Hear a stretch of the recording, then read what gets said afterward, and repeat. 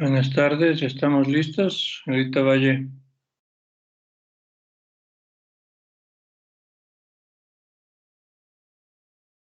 Estamos 5 personas.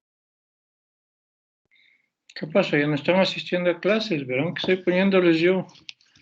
Les voy a seguir rebajando más de lo que están bajos en el examen si no van asistiendo a clases. Ya son las 6.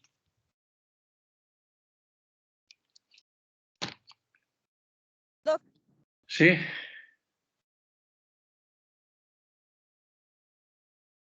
Compañero que es el guay más de... ¿Sí me escuchan a mí?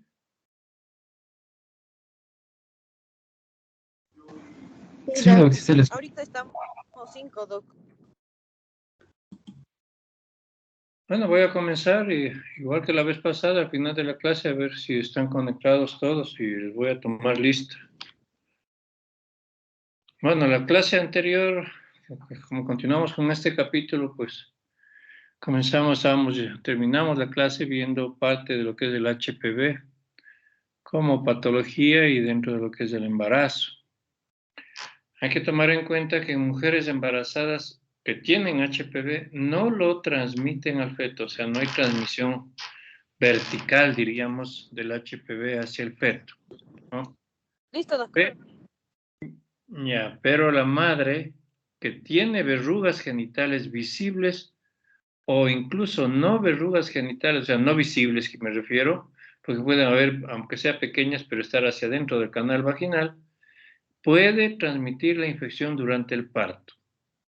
Los candilomas, hay que tomar en cuenta que aparecen y o crecen en el embarazo estimulados por los cambios hormonales del embarazo.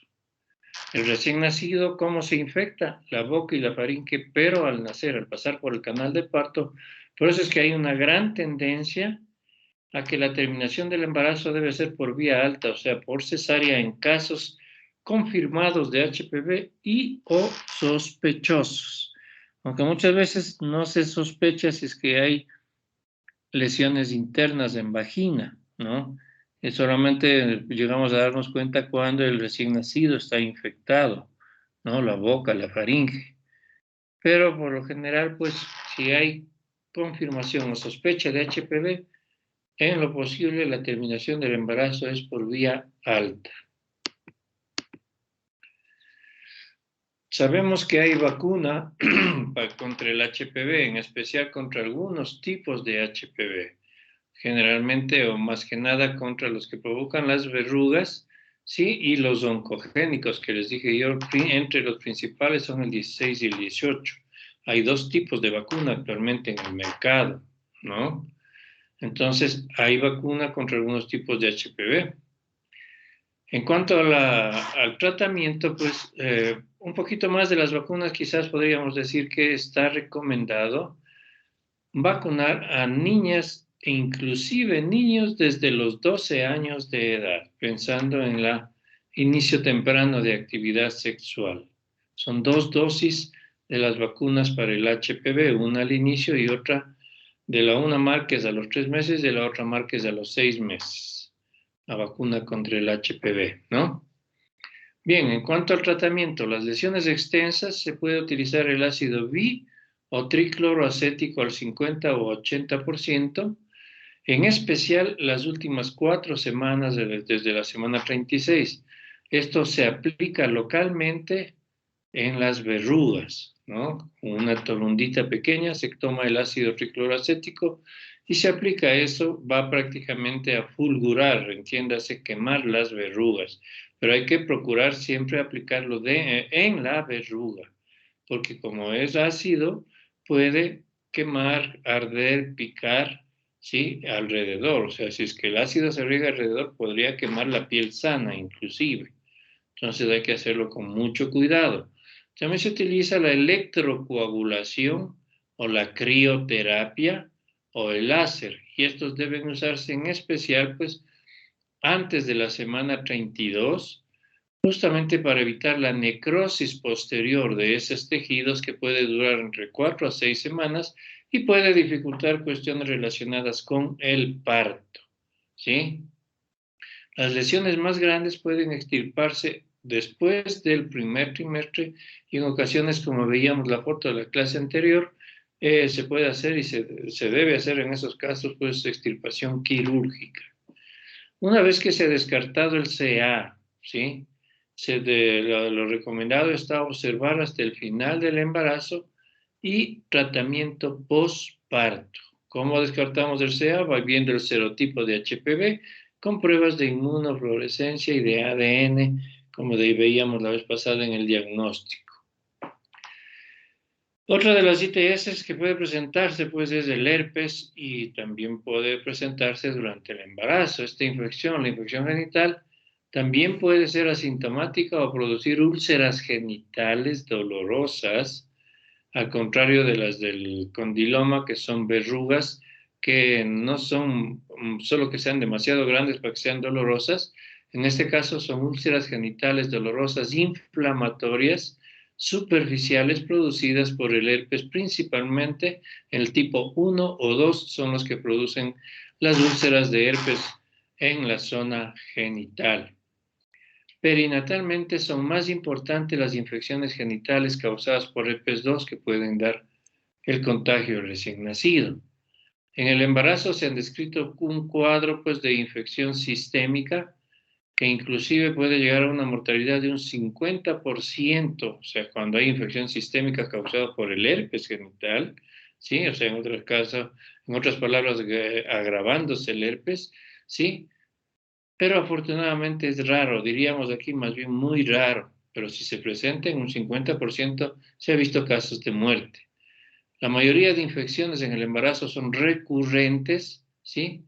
En ellas, pues, la excreción viral es poco frecuente y generalmente son asintomáticas, como dijimos. La paciente, por lo general, tiene anticuerpos potencialmente protectores para su feto y la viremia es excepcional, la viremia en la madre y en el feto. El compromiso fetal ocurre, pues, apenas por el 1 por cada 2.000 o 5.000 partos, ¿no?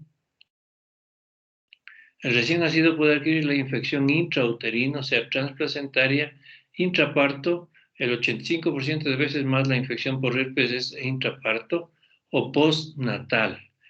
La infección puede causar, ya hablando del embarazo, también puede causar abortos, mortinatos, una vez que nace el feto y el recién nacido puede morir después de nacer, infección congénita. Cuando hay infección congénita puede haber una mortalidad de un 50% en los fetos. La infección ya en el recién nacido, causada por herpes, tiene 3 formas clínicas. Una es la diseminada, otra que puede causar encefalitis. Cuando hay encefalitis por herpes en el neonato, hay una alta mortalidad. Y la otra que está localizada en la piel, ojos y la boca, ¿no? El diagnóstico definitivo, pues, del herpes se lo hace con cultivos. La citología es de ayuda si se observan inclusiones intranucleares o células gigantes multinucleadas. Esta última no es tan específica. Hablamos de citología hablando del PAP-test o Papa Nicolau. El diagnóstico del herpes, en lo posible, pues, debe ser oportuno, ya que el tratamiento, cuando es oportuno, se da tratamiento, disminuye la mortalidad y las secuelas en el recién nacido. Hay varias alternativas para prevenir el herpes. La primera, pues, tratamiento a la madre con antivirales durante el embarazo o también en las semanas previas al parto. Entre los antivirales más utilizados para el herpes, al igual que se utiliza en mujeres no embarazadas, pues el aciclovir disminuye la excreción viral por el cérvix de las embarazadas. Por esto, pues, debe disminuir el riesgo de infección en el recién nacido al momento del parto. El aciclovir no tiene efectos adversos para el embarazo ni para el feto, para la mujer embarazada ni para el feto. Sí, son dosis más o menos altas, 400 miligramos cada 6 horas, ¿sí? Durante el tiempo que sea necesario, ¿no? El aciclovir, podríamos decir, es la droga de elección para el herpes. También como parte, siquiera de la cesárea o prevención de infección, pues en el embarazo para prevención de la infección, principalmente recién nacido, aunque no está bien esclarecido, la cesárea a toda mujer con historia de infección de herpes genital, por eso ponemos una interrogación, no es como el HPV que se indica para las sospechosas o confirmadas de cesárea. En este caso, se propugna la cesárea, pero no está bien establecido. ¿Por qué? Porque tenemos que considerar que por ejemplo, la morbimortalidad, por la gran cantidad de cesáreas que puede hacerse, hablando de la cantidad de gente que podría hacerse, sería mayor que la ocasionada por la infección viral propiamente dicha. Entonces es costo-beneficio. Una tercera pauta, pues entonces en este caso tenemos la detección por cultivo o citología, en este caso citología de la excreción viral materna preparto. Y si es que son positivas con la citología o en el cultivo, pues en este caso sí hacer cesárea a las positivas. La excreción viral 1 o 2 semanas antes del parto realmente no predice que haya excreción el día del parto. Y el resultado negativo tampoco puede asegurar ausencia de virus. Otra alternativa dentro de lo que es prevención y manejo a través del examen físico, pues a la madre en el momento del parto buscando lesiones del cervix. Si es que hay lesiones cervicales, hay que hacer cesárea. A las que presenten signos de actividad, o sea, las úlceras, ¿no? Que incluso dolorosas, como decíamos. No es fácil hacer un examen a una paciente en labor de parto, por supuesto, ¿no? En todo caso, pues, si se llega a hacer el cervix, puede tener un aspecto que puede confundir por la eritema y todo esto, ¿sí? La cesárea, como dijimos, no es tan útil si las membranas, o sea, si es que se decide por cesárea, pues no es tan útil si se han roto las membranas por lo menos 4 horas antes de la labor de parto. Se recomienda un seguimiento clínico con cultivos del recién nacido, hijos de madre con infección por herpes, para lograr un diagnóstico temprano en el recién nacido. También, entre medidas generales, recomendar a la madre lavado de manos, evitar contacto con lesiones activas. No se contraindica la lactancia. Con las medidas de higiene del caso, la madre que tiene herpes puede dar de lactar a su recién nacido.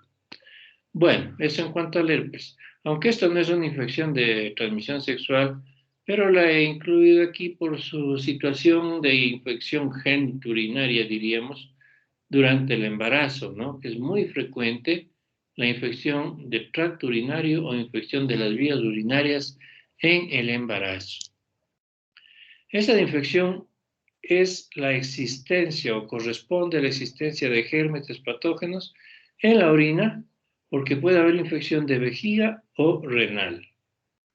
Los síntomas varían de acuerdo al sitio de la infección, pero también pueden haber infecciones asintomáticas. Ya vamos a hablar algo de las bacteriurias asintomáticas en el embarazo. De acuerdo a la proliferación bacteriana, estas infecciones clasifican en bacteriuria asintomática, como dijimos, bacterias en orina. Hay presencia de bacterias detectadas principalmente por urocultivo positivo, más de 100.000 colonias por mililitro, que no tiene o no presenta signos y síntomas típicos en el tracto urinario. Esa es la bacteriuria asintomática.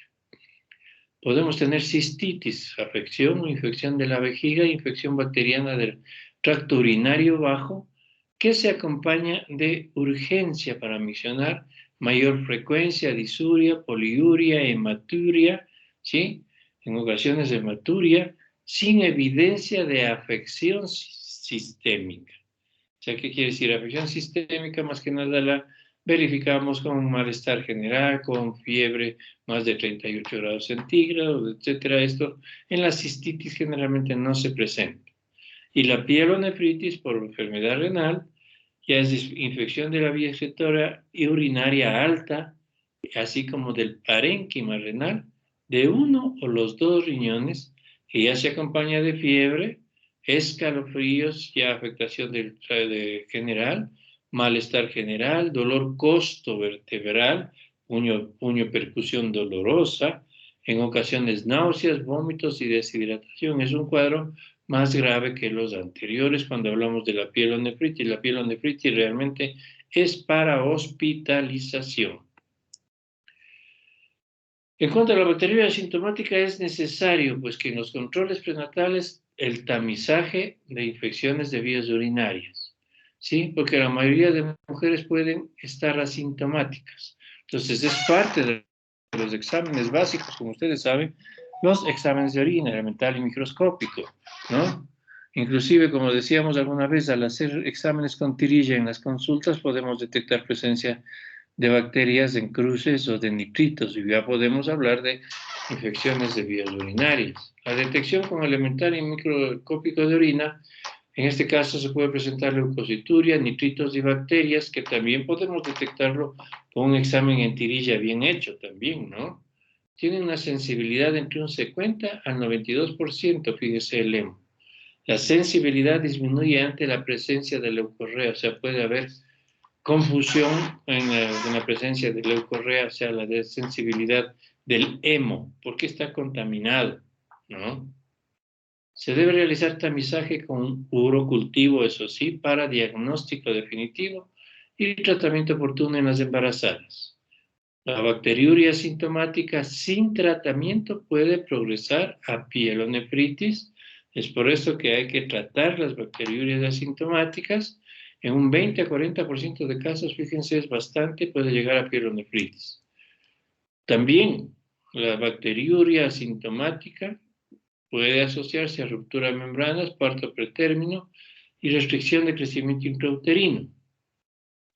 El urocultivo, como dijimos, es la prueba de elección y adecuada para el diagnóstico más preciso de bacteriuria asintomática.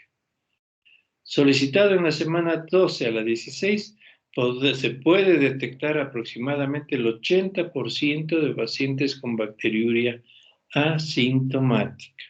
¿Sí? A las pacientes que en ocasiones pues, se les hace urocultivo de tamizaje y es negativo en el primer trimestre, no se les debe repetir urocultivo para tamizaje, o sea, no se les debe repetir urocultivo de rutina, si fue ya negativo en el primer trimestre, ¿no? Las cistitis, el diagnóstico se lo realiza sobre la base de los datos clínicos, no se requiere en este caso urocultivo para inicio del tratamiento. Ya con la clínica podemos iniciar tratamiento en el embarazo. La clínica: disuria, polaquiuria, urgencia urinaria, piuria, puede haber, hematuria, ¿sí? En ausencia de síntomas vaginales y sin evidencia de enfermedad sistémica, hay una alta sensibilidad solamente en la clínica de entre el 70 al 80% para el diagnóstico de cistitis. En mujeres que presentan datos clínicos de cistitis, además del ardor y o también leucorrea anormal, se puede explorar alternativas diagnósticas de cistitis y considerar el examen pélvico para el tratamiento inicial también de las vaginitis. Tenemos que hacer un examen especular, ver de dónde está la leucorrea, ¿sí? Examen pélvico, contacto vaginal, etc. Entonces, tratamiento de vaginitis, ¿sí? Y para poder luego tratar las infecciones de vías urinarias, en este caso las asintomáticas, o más dicho, las sintomáticas tratándose de cistitis. Presencia de leucorrea disminuye la sensibilidad de los datos clínicos, ¿no? Y del examen general de orina para el diagnóstico de cistitis. O sea, tenemos que tener muy en cuenta cuando hay leucorrea. Es probable que sea solo la vaginitis o la vaginosis, ¿sí? Y eso que nos puede por contigüidad estar dando, por ejemplo, disuria o polaquiuria, etc. Entonces tenemos que hacer una buena anamnesis, un buen examen cuando hay leucorrea y también pensamos que hay una bacteriuria asintomática. El tratamiento se lo debe dar en caso de urocultivo positivo durante el embarazo. Debe darse el tratamiento en base del cultivo y sensibilidad reportada de acuerdo a tamizaje, sensibilidad antibiótica principalmente. La bacteria más frecuente, por supuesto, ya sabemos, como en toda infección de vías urinarias, en especial en la mujer, es Escherichia coli, en el 80-90% de casos, ¿sí? En infecciones iniciales y 70-80% en infecciones recurrentes. Los patrones de resistencia antimicrobiana se ha visto que pueden variar de acuerdo al sitio geográfico, ¿sí? Hay antibióticos que dan mejores resultados, por decir algo, en la altura y otros en la costa, no por las situaciones ambientales más que nada. En el país las tasas de resistencia son altas, ¿sí? Hablando en el embarazo, por favor. Son altas para ampicilina sulbactam, para amoxicilina y más ácido clavulánico y para las sulfas. Hay que tomar muy en cuenta esto, ¿sí? Se han ido creando resistencia a estos antibióticos tradicionales que se utilizaban para el tratamiento de infección de vías urinarias en general y en el embarazo. Por eso se recomienda un tratamiento, no se recomienda, perdón, un tratamiento empírico con estos fármacos. O sea, ¿qué quiere decir? Ya veo con algo de síntomas, signos y todo, y ya agarramos tome ampicilina sulbactam 2 veces al día, 7 días. Es preferible tener bien hecho el cultivo y el antibiograma para hacer el tratamiento. Pero lo recomendado, de acuerdo a las guías de práctica clínica en nuestro país, básicamente es la nitrofurantoína R, la RETA, 100 miligramos cada 12 horas, ¿sí?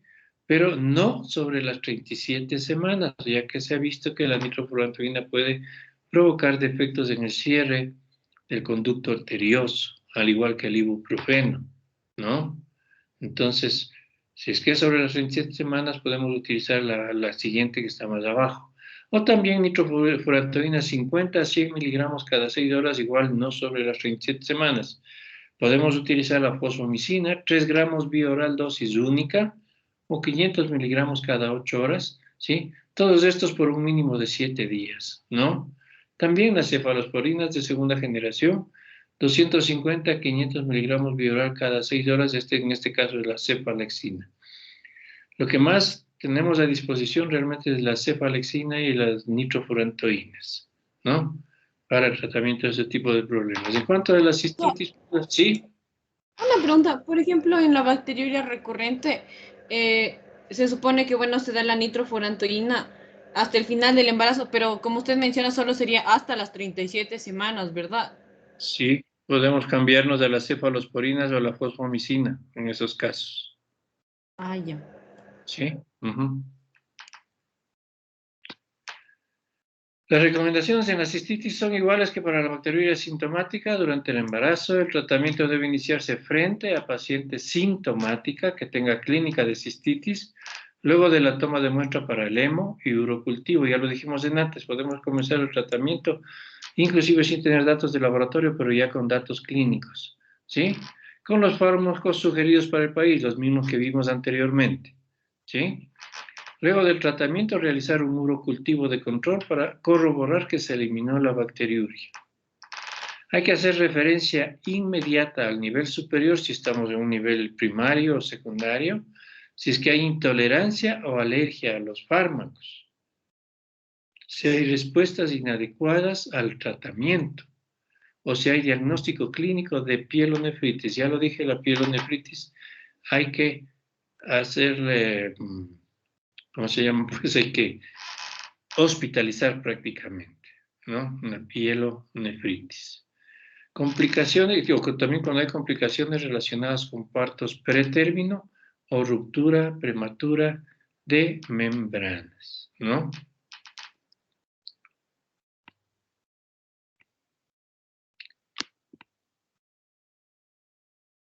Eso en cuanto a la difusión de vías urinarias y las ITS que hemos visto hasta el momento. Ahí tienen ustedes todas las referencias relacionadas con estos capítulos, ¿no? Todas son guías de práctica clínica, pues tenemos el libro nuestro también, y Williams, por supuesto, ¿ok? Entonces, dentro de lo que hemos visto de ITS en el embarazo, ITS en general y la infección de vías urinarias. Ahora vamos a ver una patología, pues que ahora, como se está hablando bastante del COVID, no se está hablando mucho de esto, pero está bastante o relativamente frecuente. No podemos decir poco frecuente. Antes, cuando comenzaba, era poco, pero lamentablemente ha ido aumentando, ¿no? El VIH y Doc, embarazo, ¿sí? disculpe que le interrumpa antes de cambiar de tema, pero una pregunta. En el caso de que tengamos una paciente con vaginitis y que también tenga una infección de vías urinarias. ¿Ahí se trata primero la vaginitis o las dos? Esa parte no entendí. No, se puede tratar las dos de una vez. La vaginitis le trata dependiendo de qué, pero lo más frecuente, como dijimos cuando veíamos, pues el metronidazol 7 días y nitrofurantoína también 7 a 10 días. ¿Sí? Listo, Salvo doctor. que no sea muy problemático, entre comillas, la IBU, primero la vaginitis y luego la IBU. Pero se puede tratar las dos al mismo tiempo. ¿Sí? Listo, doctor. Gracias. Ya. Entonces vamos con el VIH. De acuerdo a la Organización Mundial de la Salud, aproximadamente 10 millones de niños tienen VIH. Lo más probable es que sean recién nacidos hijos de madres VIH. En el mundo, más de 10 millones de personas están con VIH-Sida. No son datos ni de este año ni del año pasado, son datos de los últimos 6 a 7 años en esto. Probablemente haya aumentado, ¿no? En el 2001, fíjense, la mitad de las infectadas, estamos hablando de hace 20 años, la mitad de los infectados eran mujeres y se mantiene la tendencia. En América Latina, el 25% de VIH-Sida son mujeres. La mujer tiene 14 veces más posibilidad de contraer el virus si no se protege en la relación, ¿sí? Más bien, si no se protege en relación al varón en las mismas condiciones. O sea, la mujer es mucho más susceptible para que se pueda infectar en relación al varón. La transmisión de hombre a mujer es 8 veces más probable que de mujer a hombre. Eh, Como decíamos, pues son datos un poquito no tan antiguos, pero no tan actuales tampoco. Fíjense, del 2007, ¿no? Aquí tenemos pues del total, digamos, pues de datos encontrados en ese entonces. Mujeres son 4.416 de 32.410, sí, y niños menores de 15 años 720. Características, hablando del VIH, pues es un lentivirus de la familia de los retrovirus. Hay dos tipos de VIH, el 1 que es más frecuente y conduce al SIDA. El VIH tipo 1 es el que lleva al SIDA. Sí sabemos qué es el SIDA, chicos. ¿Está la señorita Suárez? Doctor, buenas noches, sí. Ya, señorita Suárez, ¿sabe usted a qué nos referimos cuando hablamos de SIDA? ¿Cuál es la diferencia con el VIH? Sí, doctor, el SIDA ya es cuando ya es un síndrome de Ya, inmunosuficiencia. eso ya es de la enfermedad inclusive que puede llegar a matar, ¿no? Y el VIH es la infección por VIH con la cual una persona incluso puede vivir, pero con tratamiento y todo. Y en otras palabras, entre comillas, diríamos que el SIDA viene a ser la complicación del VIH, ¿no? Gracias, Lara. Y el VIH-2, en cambio, es transmitido con menos eficacia, es más indolente, pero también puede terminar en SIDA y la muerte. Más frecuente, es más frecuente en habitantes o visitantes de África Occidental. Ustedes saben que el VIH se descubrió en monos del África, ¿no? Y los primeros pacientes fueron de por allá. Los dos tipos son de estructura viral genómica muy similar. En cuanto a la evaluación clínica inicial de la gestante con VIH, pues debe incluir, por supuesto, historia clínica completa bien detallada, incluidos los contactos, ¿no? Antecedentes de comorbilidades de la paciente, historia previa y actual de TAR, debe ser del caso. ¿Qué es el TAR? Tratamiento antirretroviral. O sea, ¿qué quiere decir? Que una paciente puede decirnos que tiene VIH, entonces preguntamos, ¿y qué tratamiento le han dado? ¿Desde hace qué tiempo? ¿Qué tratamiento está tomando actualmente? Etcétera. Eso se refiere a historia del TAR. Antecedentes de vacunas, claro que para el VIH no hay, pero determinados tipos de las otras vacunas que se pueden utilizar en el embarazo. Control prenatal de acuerdo a normativa, valoración psicológica, nutricional y de soporte social es muy esencial en este tipo de pacientes. Y por supuesto, brindar una atención multi e interdisciplinaria. tenemos varios factores de riesgo para transmisión vertical. O sea, ¿qué quiere decir? Que el VIH sí se transmite verticalmente, ¿no? De la madre al feto. En el preparto, dependiendo de la carga viral, pues es la transmisión vertical. En el trabajo de parto también dependiendo de la carga viral, pero a nivel cervical. Y en el posparto, si es que hay mastitis y la mamá está dando de lactar, son factores de riesgo para transmisión vertical. ¿Sí? En la presencia de los CD4, que son las células infecciosas, en el preparto es un factor de riesgo. Y el modo de nacimiento en el parto, ¿sí? Se transmite mucho más que en partos normales, por supuesto. Y la lactancia en el posparto también es un factor de riesgo. Deficiencia de vitamina A se ha visto, ¿no? Pero tampoco podemos utilizar la vitamina A en el preparto más que con los alimentos, ¿sí? Porque la vitamina A causa teratogenicidad. Y en el parto, tiempo de ruptura de membranas. Si es que hay más tiempo de ruptura de membranas, más posibilidad de transmisión hay al feto o recién nacido. En el posparto, si hay cero conversión durante la lactancia, es un factor de riesgo. La malnutrición, la desnutrición, factor de riesgo. En el preparto, en el parto, parto prematuro, factor de riesgo altísimo.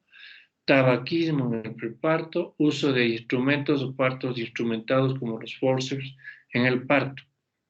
Presencia de cérvico-vaginitis que puede ser causada por una infección de las que hemos visto. En paciente con VIH es un factor de riesgo para que haya transmisión. Úlceras genitales cuando hay la presencia de estas en el parto. La infección por HPV es un factor de riesgo, ¿sí? Y con la presencia de laceraciones vaginales, coriomionitis o episiotomías muy amplias y que pueden tener riesgo de infectarse. Posteriormente, se entiende, pero estamos hablando del parto, porque hay contaminación sanguínea en ese caso, ¿no? Y puede tragarse el feto antes de que salga, ya como está saliendo recién nacido. Tenemos que tener ciertas consideraciones en cuanto a la orientación sobre el VIH antes y durante el embarazo. Ustedes saben que esta es una enfermedad, una patología que ha sido bastante estudiada, así como lo está haciendo, pero todavía falta mucho más. Ustedes saben el asunto del COVID. Esta enfermedad ha sido bastante estudiada y todavía falta, pero hay capítulos enteros, hay libros enteros sobre esto, hay subespecialidades para tratar el VIH y manejo de VIH. Nosotros estamos viendo una información general, por eso vemos cuestiones, como se diría, ciertas píldoras nomás dentro del embarazo, ¿no? Entonces, por eso hablamos de cuestiones pertinentes a la orientación y asesoría sobre el VIH antes y durante el embarazo. Es necesario proporcionar educación y orientación sobre la relación entre el VIH y el embarazo en etapas preconcepcionales, lo que quiere decir pues que las mujeres y hombres deben tener cierto tipo de orientación. Lo ideal fuera que personas que quieren embarazarse acudan a la consulta preconcepcional y tenemos que hablar de todas estas cuestiones, de las infecciones durante el embarazo, del VIH, tenemos que conversar, ¿no? Pero en cuanto a información, a educación, ¿sí? Es necesario que la comunidad en general tenga una idea básica sobre esto. Impacto del VIH en el embarazo. ¿Qué pasaría si está embarazada y tiene VIH? Y del embarazo en el VIH. Las cuestiones relacionadas con la salud materna, planificación familiar posterior, salud a largo plazo de la madre y atención de los hijos, cómo se puede dar la transmisión perinatal si es que hay el VIH, el uso de antirretrovirales y otros medicamentos durante el embarazo, porque muchas veces dicen las mamás, bueno, tengo VIH y si me da tratamiento puede pasar algo al niño y puede pasar algo a mí. Todas esas cosas hay que orientarles. El tratamiento hay drogas antirretrovirales específicas para usar durante el embarazo. Efectos del embarazo sobre el VIH. En todas las mujeres el recuento de CD4 absoluto disminuye independientemente de que sean seropositivos o seronegativos del VIH. Pero en todo caso el embarazo no agrava el VIH, ¿sí? En las mujeres seropositivas del VIH, pues no debería cambiar el porcentaje de la CD4, ni debería alterarse la carga viral a causa del embarazo. Se pone en el futuro, digamos, en un futuro de de podría, en el sentido de que no debería, pero ¿por qué? Porque hay publicaciones que indican que sí se puede alterar la CD4, se ha encontrado alterados de la CD4, pero la gran mayoría no debería realmente alterarse, ¿no? Resultados adversos del embarazo y su relación con la infección por el VIH. Por ejemplo, abortos espontáneos, relación con la infección, hay datos limitados, pero existe evidencia de un posible aumento de riesgo de aborto. Mortinatos, no se ha observado relación en los países desarrollados. Existe evidencia de un aumento de riesgo en los países en desarrollo. O sea, porque nacen infectados y si no ha habido tratamiento durante el embarazo, no se les trata después del parto y entonces hay mortinatos. Mortalidad perinatal, no se ha observado relación en los países desarrollados, pero son limitados igual y existe evidencia de un aumento del riesgo en los países en desarrollo. Mortalidad del recién nacido, ¿sí? O sea, que puede ser hasta posterior. Datos limitados en países desarrollados, no hay evidencia de un aumento de riesgo en países en desarrollo. Restricción al crecimiento intrauterino, existe evidencia de un posible aumento de riesgo cuando hay VIH en el embarazo. Bajo peso al nacer, hay evidencias de posible aumento de riesgo. Partos pretérmino, hay evidencia de posible aumento de riesgo, especialmente con enfermedades más avanzadas, más graves. Preeclampsia, no hay datos. Diabetes gestacional, no hay datos de que correlacionen con el VIH. Amionitis, hay los datos limitados, pero estudios más recientes no sugieren tampoco aumento del riesgo, aunque en estudios anteriores hallaron aumento de la inflamación histológica de la placenta, particularmente en los casos de partos pretérmino, pero actualmente en estudios recientes no sugieren aumento de la mionitis. Oligohidramios, datos son mínimos, no se puede aclarar nada en este sentido. Malformación fetal, no hay evidencias de aumento de riesgo de malformación con el VIH. En cuanto a la transmisión materno-infantil, el 25-35% de mujeres embarazadas, cero positivas al VIH, se sabe que van a transmitir el VIH a sus recién nacidos. En caso de no haber lactancia materna, 30% de la transmisión ocurre en útero, 70% de la transmisión ocurre durante el parto. A través de algunos metaanálisis, se ha demostrado que el 14% de la transmisión ocurre a través de la lactancia materna, ¿sí? O sea, entre comillas, no es mucho, pero sí hay factor de riesgo en la lactancia. Hay que tener muchas medidas de bioseguridad y todo esto para la lactancia y tratamiento, ¿no? Adicional. Pero en todo caso, pues, no está realmente aconsejada la lactancia, porque puede ser parte de la transmisión, a pesar de este 14%. 29% de la transmisión ocurre si hay infección aguda por VIH de la madre o cero conversión reciente. Factores de riesgo en general que inciden en la transmisión materno-infantil. Carga viral, el nivel de VIH, del ARN del VIH, carga viral en el tracto genital, en especial en el cervix, los recuentos de CD4, cuando están altos, pues es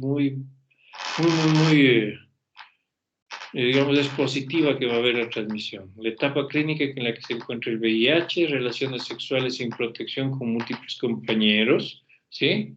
Y compañeras inclusive durante el embarazo. Hábito de fumar, abuso de estupefacientes, deficiencia de vitamina A, ITS concomitantes y otras infecciones correlacionadas, agentes antirretrovirales que no haya ingerido una paciente positiva, partos pretérminos, digamos, anteriores que pudo haber tenido y de pronto fue por VIH mismo, desgarros de placenta por desprendimientos, procedimientos invasivos de monitoreo fetal, ¿no? Cordocentesis, tomar muestra del cabello, del cuero cabelludo del feto, etc. Duración de la ruptura de membranas, es más de 4 horas una alta posibilidad. Parto vaginal comparado con la cesárea, por eso es que paciente con VIH debe ser programada la cesárea a partir de la semana 37-38, ¿no? Y la lactancia materna también es un factor de riesgo, a pesar de ese 14% que vimos en antes. ¿Qué intervenciones se recomiendan para reducir la transmisión materno-infantil? Tener pruebas de detección del VIH durante el embarazo y, si es que son positivas, tratamiento. Atención prenatal eficiente y continua y agentes antirretrovirales, como dijimos, si es que tenemos pruebas positivas. Es importante para reducir la transmisión. Intervenciones obstétricas, evitar la amiotomía, la amiocentesis, ¿no? Evitar procedimientos como los forceps, el extractor del vacío, electrodos en cuero cabelludo del feto, muestras de sangre, sacando muestras de ahí mismo. Restringir en lo posible el uso de episiotomía si es que se está haciendo un parto normal.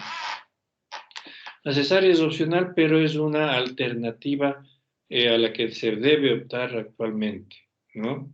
Recordar las prácticas de prevención de infecciones, las bioseguridades, alimentación del recién nacido, la leche materna comparada con la fórmula infantil, a pesar de que, por supuesto, sabemos que la leche materna es lo ideal para el desarrollo y crecimiento del recién nacido, por más parecidas que sean las fórmulas, pero considerando que hay, si se dice, pues un 86% de posibilidad de que haya transmisión a través de la leche, es preferible sopesar esto, ¿no? Y trabajar interdisciplinariamente con los pediatras y todo eso.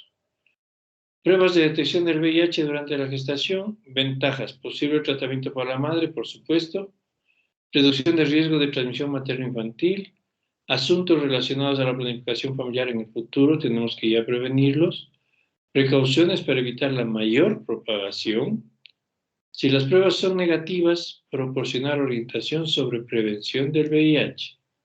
La orientación y el asesoramiento en todas estas etapas que hemos hablado es muy importante, no solo a la madre, sino también a la pareja y a la familia. En la atención prenatal, la mayoría de las mujeres seropositivas permanecerán, o se ha visto que permanecen asintomáticas, pero está presente el VIH. Debemos estar pendientes de los signos y síntomas del SIDA, más que nada. Las complicaciones relacionadas con el embarazo. No es necesario aumentar el número de consultas a menos que sobrevenga alguna complicación. O sea, se siguen los controles normales, pero muy estrictos en cuanto a la prevención, al tratamiento, etcétera, ¿no?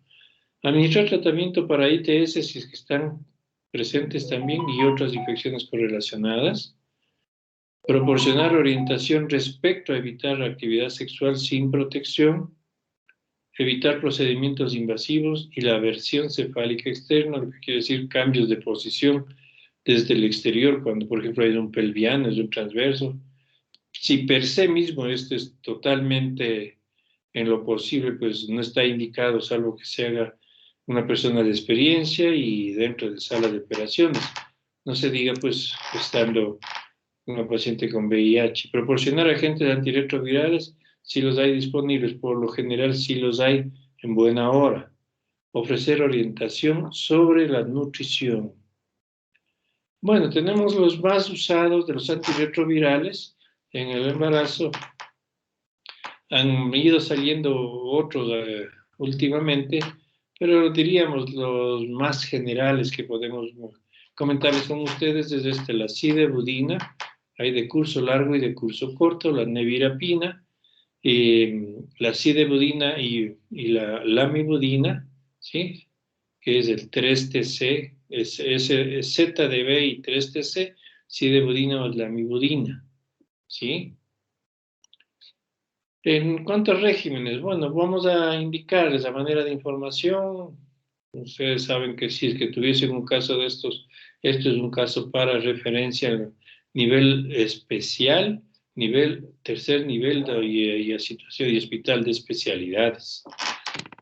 Antes del parto, pues, se inicia 12 a 34 semanas de gestación, continuar a lo largo del embarazo.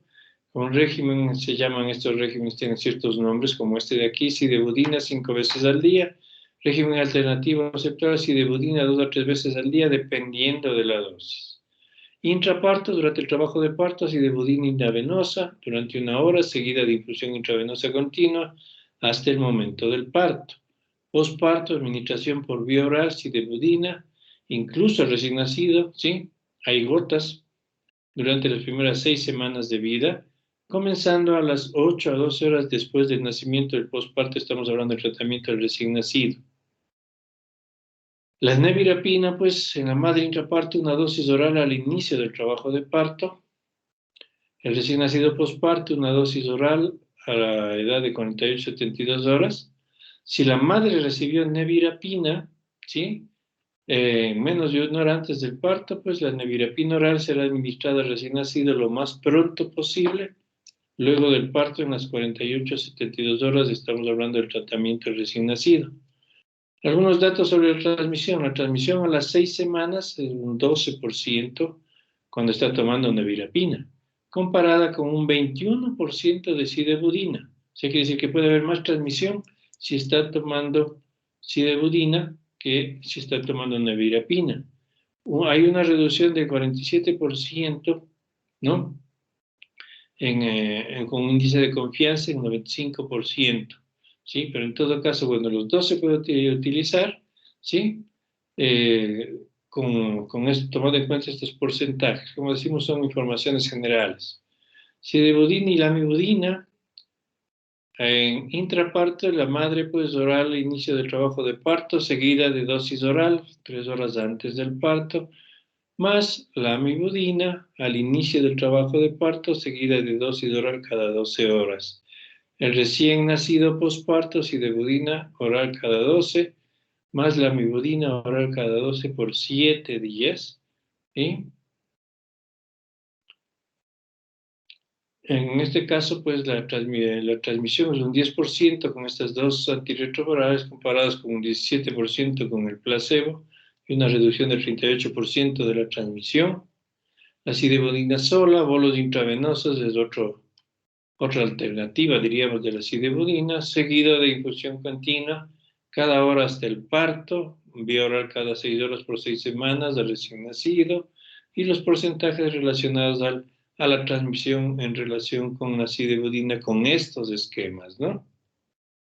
Sidebudina más nevirapina, igual, pues tenemos otro tipo, son otros esquemas de tratamiento, como les digo, solamente les he traído para colación, para referencia nada más, ¿no? Si ustedes me preguntan a mí, ¿usted podría tratar? Yo les digo no, porque, bueno, no es mi campo mucho esto, pero sí es mi campo el diagnosticar un VIH, hacer los controles prenatales y la referencia incluso dentro de mi mismo hospital a los servicios donde se trata esto, ¿no? Nosotros sí las hemos tratado, de hecho la maternidad es uno de los pioneros en tratamiento de VIH en el embarazo en nuestro país, que vamos a ver por ahí unas cosas especiales que nos llenan un poquito de buena situación en lo que hemos hecho en el hospital. Dado que hay una mayor exposición del feto a la sangre y secreciones infectadas de la madre, el aumento de la transmisión puede deberse a que amiotomías, aplicación de electrodos, extracción de muestras del cuero cabelludo del feto, uso de forceps o extracción por vacío, las episiotomías y desgarros vaginales. Esto incluso estamos repitiéndolas en cuanto a cuáles son los procedimientos que pueden causar más factores de riesgo para transmisión. El parto, comparado con la cesárea y el parto vaginal. Después de la ruptura de membranas, el riesgo de transmisión materno-infantil aumenta en 2% cada hora que transcurre la ruptura de membranas. La cesárea antes del trabajo de parto y o de la ruptura de membranas reduce el riesgo de transmisión materno-infantil entre un 50 a 80%, fíjense ustedes. Por eso decimos que es preferible cesárea en una paciente VIH positiva, en comparación con otras formas de parto, ¿no? En las mujeres que no han recibido terapia de antirretrovirales o que solamente han recibido sidebudina. Fíjense, una mujer que no ha recibido terapia cesárea, totalmente casi reducido al 100%, pues si hacemos cesárea, pero si es un parto puede aumentar el porcentaje de transmisión. No hay evidencia de ningún beneficio si se realiza la cesárea después del inicio del trabajo de parto o después de la ruptura de las membranas. Por eso es que es planificada la cesárea. O sea, pueden estar con trabajo de parto y se la planifica. Sin embargo, la cesárea aumenta la morbilidad y posiblemente la mortalidad de la madre, por supuesto, pero se tiene que hacer bajo condiciones muy, muy adecuadas, ¿no? Administrar antibióticos profilácticos para la cesárea a las mujeres infectadas por el VIH, por supuesto, ¿sí? De las cefalosporinas principalmente, o las ampicilinas sulbactam también se puede administrar durante 3 días inclusive. Algunos hallazgos asociados a la cesárea en mujeres con embarazo y VIH, la placenta y el líquido normal, placenta con calcificaciones en ocasiones dependiendo de la edad gestacional, placenta con infartos, oligohidramios severos, circulares de cordón, quistes paratubáricos, meconio, hidrosalpin, restricción de crecimiento y compromiso de bienestar fetal. Son hallazgos que podemos tener durante digamos que ya vamos a hacer la cesárea y todo esto, pues no podemos encontrarnos con esto, pero por eso es que es necesario tener una buena valoración. Las prácticas recomendadas para la prevención de infecciones, en general, fíjense, las agujas, tomar precauciones, reducir el uso al mínimo. Cuando estamos operando, tenemos que reducir al mínimo el uso de agujas, de suturas, ¿no? En cuanto a las suturas, pues utilizar la aguja y el agarrador, que es la pinza adecuada para la sutura, ¿sí? A veces que, no, digamos, en una cirugía, a veces cuando no se tiene un agarrador, se intenta hacer con una pinza que no es agarrador de aguja, de sutura. Entonces, por eso decimos, tiene que ser el agarrador adecuado, ¿no? Tener cuidado al volver a colocar las cubiertas y al eliminarlas en cuanto a las agujas, principalmente de jeringas. Usar guantes, lavarse las manos con jabón inmediatamente después de entrar en contacto con la sangre y los fluidos orgánicos. Cubrir las heridas con apósitos impermeables durante las primeras 24 horas. Utilizar delantales de plástico para los partos, si es que llega a hacerse parto. Protectores para los ojos, guantes para los partos y cirugías. Guantes largos para la remoción de la placenta.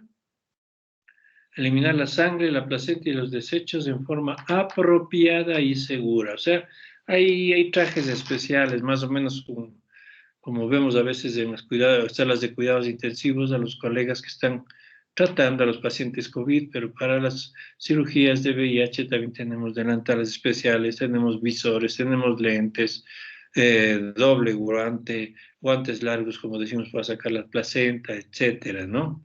Por eso hay que tomar medidas para la protección nuestra. Ustedes no me preguntan, pero yo sí les digo, y si alguno de los doctores o el personal que está operando se pincha, por precaución hay que dar tratamiento, ¿sí? O sea, se pincha con una aguja que estábamos operando una paciente VIH positiva, me refiero, ¿no?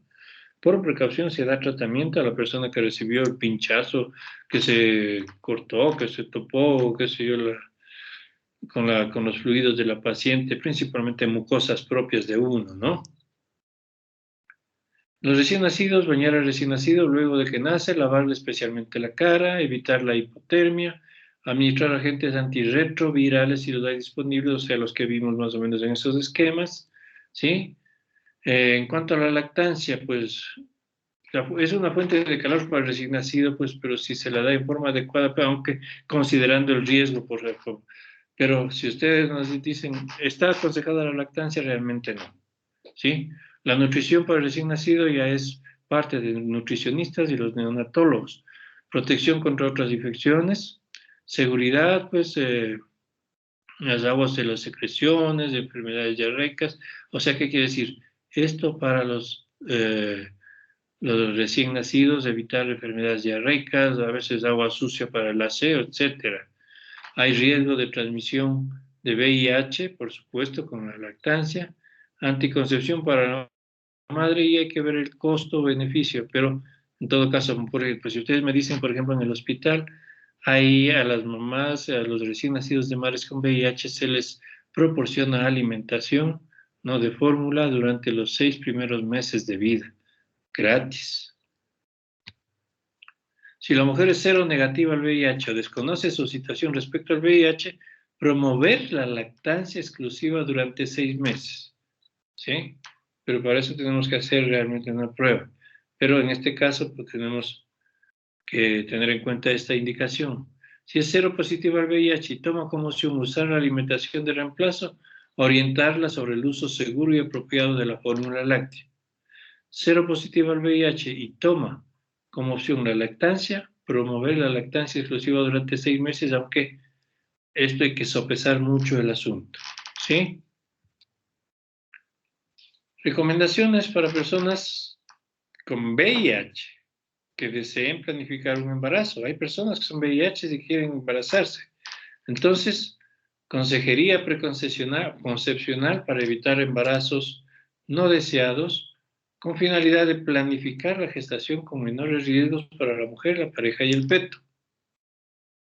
Contracepción efectiva, hábitos saludables, actualización de vacunas, evaluación del estadio clínico inmunológico, la carga viral, la terapia antirretroviral, la adherencia a la terapia hasta conseguir un estado óptimo para la gestación, o sea, que esté en estado, digamos, no de curación, pero sí en estado clínico estable, cargas virales bajas, etc.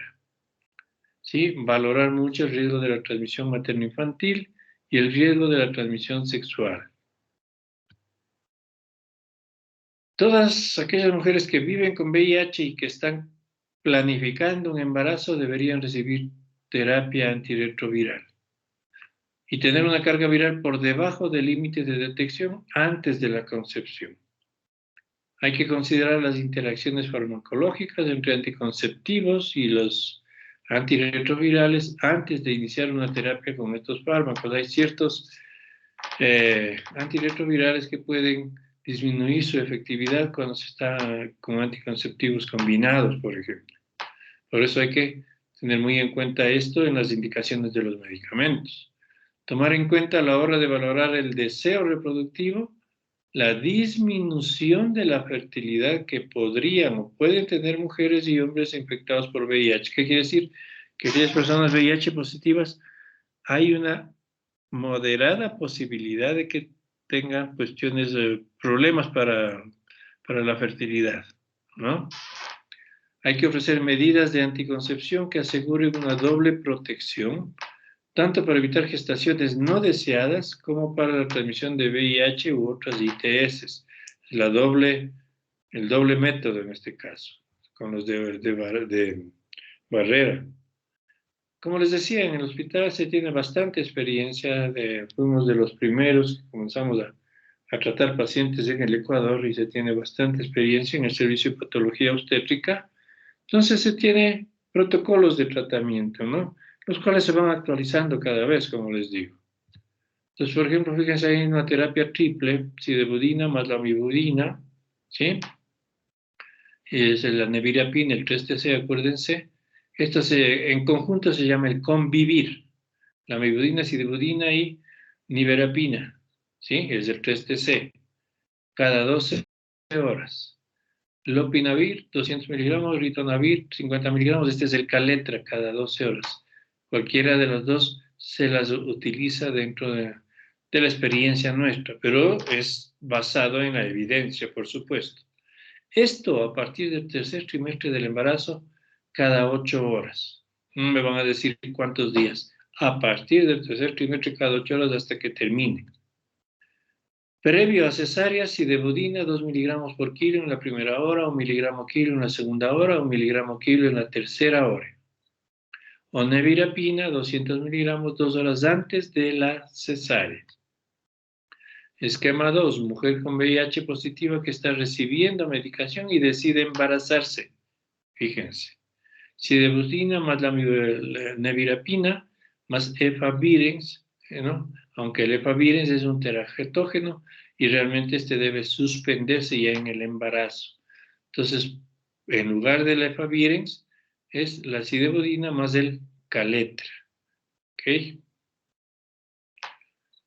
Esquema 3, mujer con VIH positivo en labor de parto y que no ha recibido terapia previa.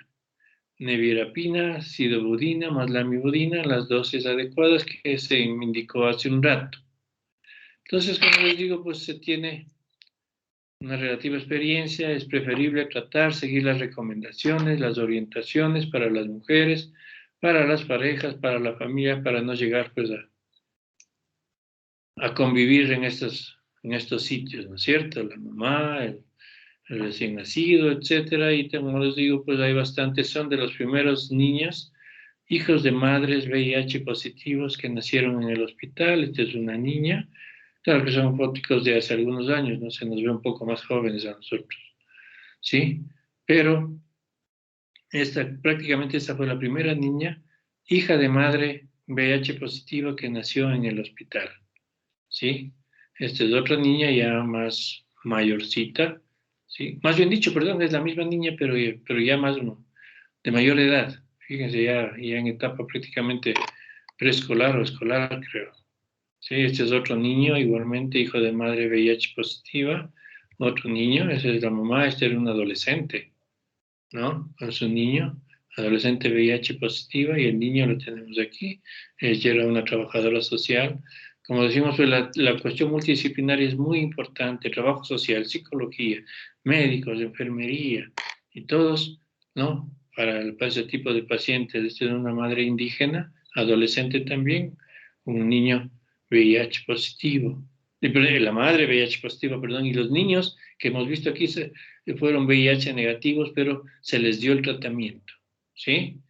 Entonces hay que tomar en cuenta que gracias a que el tratamiento antirretroviral ha convertido el VIH-Sida en una enfermedad crónica, estas pacientes se plantean hoy la posibilidad de ser madres, ¿sí? O sea, se puede hacerlo con el VIH y con el tratamiento adecuado, ¿sí? Igual la bibliografía, pues hay bastante en cuanto a esto, pero hay guías de práctica clínica sobre el VIH, sobre todo lo que hemos hablado, ¿sí? Relacionado con VIH-Sida, sí, que en todo caso tienen que tomarlo en cuenta ustedes para su estudio, ¿no? Eso sería todo en relación a todo ese tipo de enfermedades, chicos, ¿no? Que es un capítulo medio larguito, pero que teníamos que verlo y está dentro del pensum, dentro del como es del sílabus para que el estudio de ustedes, ¿ok? Entonces, nada más por hoy, solamente, ¿sí? Una pregunta. Y en el caso de que la paciente ya esté con tratamiento y tenga la carga viral indetectable, ¿igual se le hace la cesárea o no? De preferencia, sí. Como se dice vulgarmente, pues es más factible prevenir que en el parto pueda haber algún tipo de problema. ¿Sí? De preferencia, sí. ¿Alguna otra pregunta? Doc, una pregunta. Respecto, por ejemplo, a una mujer embarazada que al momento del parto, bueno, le hacen examen y sale VDRL reactivo. ¿Se debe manejar normalmente el parto, o sea, como se hace con las otras pacientes, o tiene algún manejo especial? Me habla del VDRL para sífilis. Ajá, o sea, supongamos que la madre sale VDRL reactivo y bueno, y está en labor de parto Recién para ahí dar. se ha detectado el VDRL, dice usted, ¿no es cierto? Ajá, es reactivo. Está en labor de parto. Con la sífilis puede haber parto normal, ¿sí?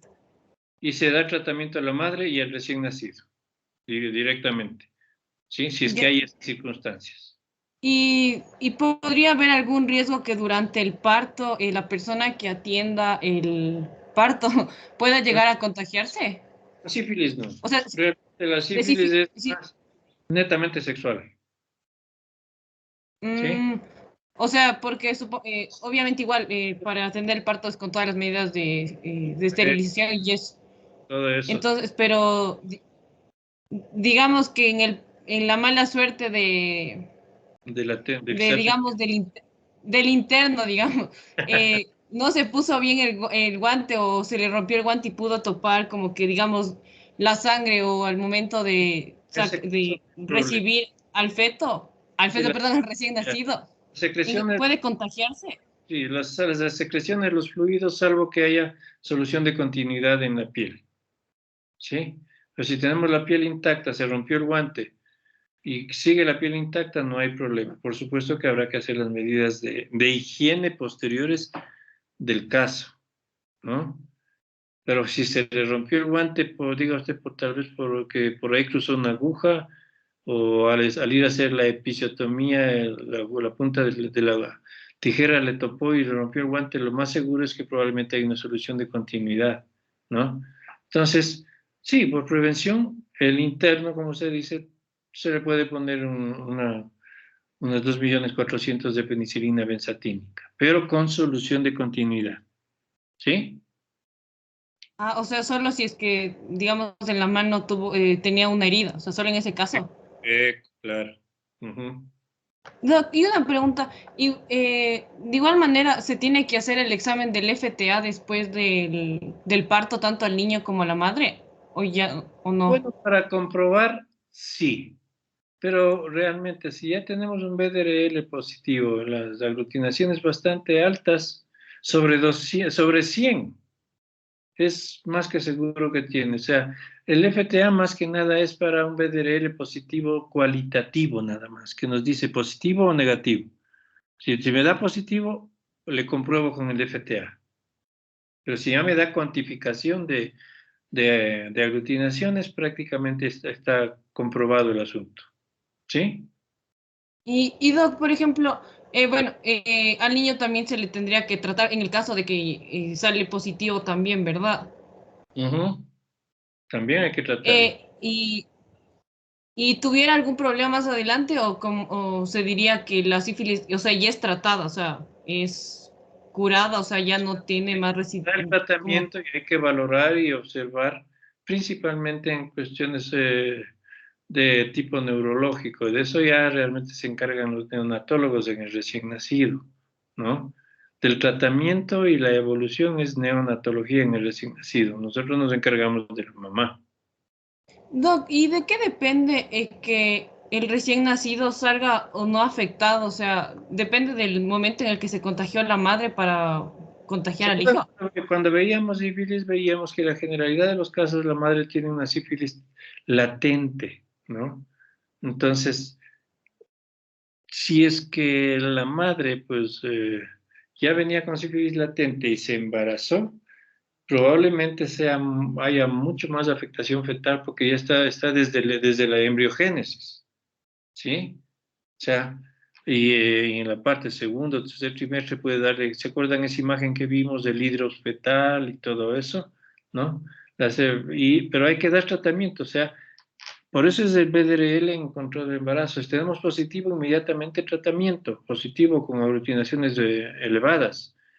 ¿Qué decíamos? El tratamiento es preventivo para la sífilis fetal. Si damos un tratamiento adecuado, es muy, muy, muy probable que el feto no sea afectado. ¿Ok? O sea, no siempre vamos a ver como que recién nacidos con lo que son los dientes de Hutchinson, que por lo Ah, general. claro, claro. Si es que ya recibió tratamiento adecuado, la madre está bien su expresión. No siempre se va a ver eso. ¿Sí? Claro que la dentición es para después, ¿no? Pero si es que fue tratada la madre adecuadamente, lo más seguro es que el recién nacido no tenga afectación. Y si no fue tratada, si fue tratada después del parto. Ahí sí hay que valorar cómo va el recién nacido, pues, porque se le trata ese rato también, Ujú. ¿no? Se le trata ese rato al recién nacido, pues hay que valorar cómo va evolucionando. Considerando que hay una enfermedad presente, entonces se habrá que dar el tratamiento adecuado a las dosis adecuadas para los recién nacidos, ¿sí? Y con seguimiento posterior.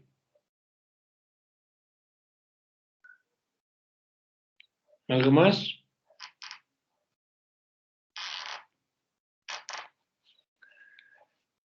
A ver, veamos si se unieron a la clase, pues. Emilia Galarza.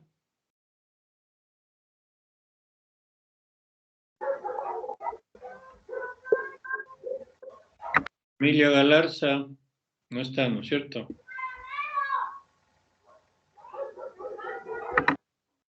Alexander Gobeo. Presente, doctor.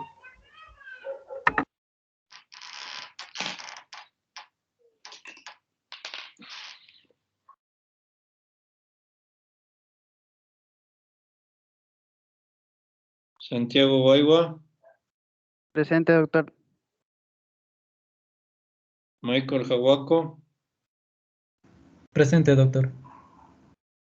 Natalia Moreno. Presente, doctor. Giancarlo Pancho, Presente, doc. Eugenia Pazmiño, Presente, doctor. Yesenia Santo, Presente, doctor. Joana Suárez, Presente, doctor. ahora está Doctor. presente. ¿Qué Eso me le quería decir. La anterior clase, hasta aprendí la cámara, así y todo. Pero parece que es cuestión de mi internet, porque tuve inclusive a mitad de la clase intermitencia y salí y otra vez volví a aprender. Pero yo hice inclusive la captura de lo que estaba así prendida la cámara cuando me estaba llamando. Le mandé un mensajito, pero no creo que No me se ha veía. llegado, no me ha llegado A su mensaje. personal le mandé dos. Chusa, ¿cuándo? ¿Es ese mismo día? Sí, Seguro que no. un zapato así, ajá. Yo capturaba la cámara, así todo. Hasta la cámara prendí. Pero como me... Veamos Ya. cómo va. Por favor, revisen los internets. Como les dije la otra vez, como para el examen que me recomendaron de allá de los TICs. Si tienen problemas en las clases, busquen otro tipo de plataforma, alguna cosa de esa se llama. ¿Sí? Doc, sí, lo que pasa es que yo estoy en la Guagrio. Y en la Guagrio el máximo internet se llama TVNet. Y ese día el chico ya me vino a tomar el pedido para ya subirme la velocidad. Entonces ya le he subido. Y ustedes van a venir a votar.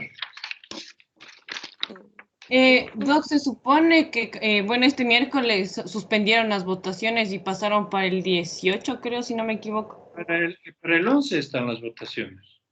Ya no, Doc, cancelaron. No sé si supo que Mañana hubo me un dijeron a mí que sí habían votaciones del 11.